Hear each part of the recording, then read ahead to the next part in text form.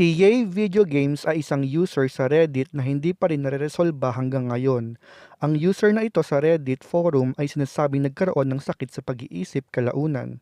Dahil ang user na ito ay nag-post ng 4,000 comments sa Reddit tungkol sa topic ng larong Oblivion at ang pinaka nakakapagtataka sa kanyang comment ay ito ay paulit-ulit.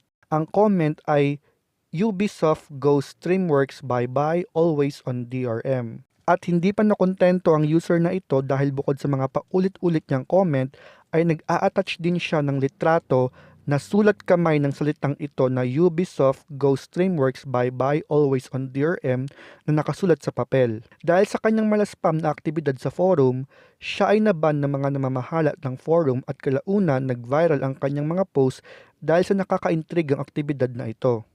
Ayon sa mga internet user na si Yay Video Games ay hindi isang bot na nakaprogram para magkalat ng paulit-ulit na comment, kundi siya ay isang totoong tao talaga dahil ang kanyang mga aktibidad sa forum ay normal at matagal na ang kanyang account. Kaya naman, ipinagtataka ng mga internet user kung ano ang nangyari sa taong humahawak ng account na ito at sabi ng ilan ay nagkaroon siya ng sakit sa pag-iisip kaya naging kakaiba ang kanyang aktibidad online. Hanggang ngayon wala pa ding nakakaalam kung sino ang nasa likod ng account at ang ibig sabihin ng kanyang mensahe.